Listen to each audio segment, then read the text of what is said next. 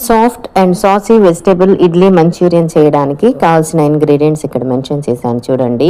1 బౌల్లో కావాల్సినంత ఇడ్లీ పిండి తీసుకొని అందులో 1 teaspoon salt, 1 pinch baking soda, కొంచెం వాటర్ యాడ్ చేసి బాగా కలపండి. 1 or 2 క్యారెట్స్, 1 స్మాల్ సైజ్ బీట్రూట్ని గ్రేట్ చేసి పెట్టుకోండి సపరేట్గా. పిండి ఉన్న బౌల్లోకి బీట్రూట్ని ట్రాన్స్ఫర్ చేసి బాగా కలపండి. కాబూలీ చనా 5 hours సోక్ చేసి వాటర్లో దాన్ని ఉడకబెట్టి కొంచెం సాల్ట్ వేసి దాన్ని కూడా పక్కన పెట్టుకోండి. ఇది ఆప్షనల్, మంచి ప్రోటీన్ కాబట్టి నేను యాడ్ చేస్తున్నానండి. ఇంకో బౌల్లో కూడా ఇడ్లీ పిండి తీసుకొని అందులో కూడా సాల్ట్, బేకింగ్ సోడా ఆప్షనల్ అండి, మీకు ఇష్టమైతే కలపండి లేదంటే అవసరం లేదు. అందులో కూడా తురుముకున్నాం కదా క్యారెట్, దాన్ని యాడ్ చేయండి. యాడ్ చేసి బాగా కలపండి.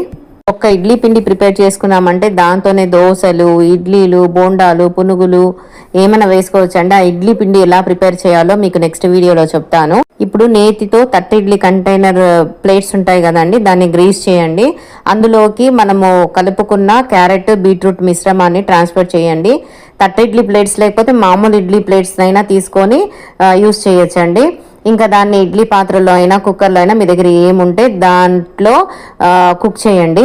15 వెల్లుల్లి రెబ్బలు తీసుకొని దాన్ని కచ్చాబచ్చాగా దంచుకోండి. స్టవ్ వెలిగించి బాండలు వేడయ్యాక అందులో 3 టీ స్పూన్స్ ఆయిల్ యాడ్ చేయండి.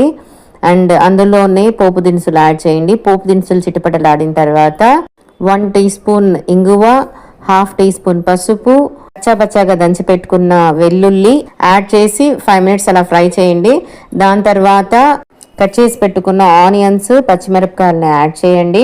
సో అందులోనే కొంచెం కరివేపాకు, రుచికి సరిపడా సాల్ట్, ఇక్కడ నేను 1 టీ స్పూన్ యాడ్ చేశాను. అండ్ అందులో 1 teaspoon tomato sauce, 1 teaspoon soya sauce add చేయండి. అండ్ ఆల్రెడీ కాబూలీ చనా ఉడకపెట్టుకున్నాం కదండి, అది కూడా యాడ్ చేసి ఫ్రై చేయండి. సో ఫ్రై అయ్యాక స్టవ్ ఆపి పక్కన పెట్టండి. ఇప్పుడు మనం తట్ట ఇడ్లీ రెడీ చేసుకున్నాం కదా, దాన్ని మనకు నచ్చిన షేప్స్లో కట్ చేయండి. చూడండి ఇవి ఎంత సాఫ్ట్గా ఉన్నాయో. సో వాటిని మళ్ళీ స్టవ్ వెలిగించి బాండల్లోకి ట్రాన్స్ఫర్ చేసి కొంచెం కొత్తిమీర యాడ్ చేసి టాస్ చేయండి.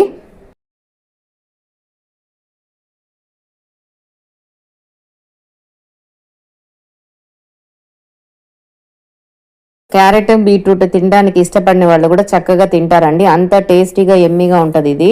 సో ఇలా టాస్ చేసుకోవాలి. ఇప్పుడు ఒక లెమన్ తీసుకొని దాని జ్యూస్ కూడా తీసి అది కూడా యాడ్ చేసి టాస్ చేయండి. చాలాసేపు వరకు ఫ్రెష్గా ఉంటుంది ఈ మంచూరియన్.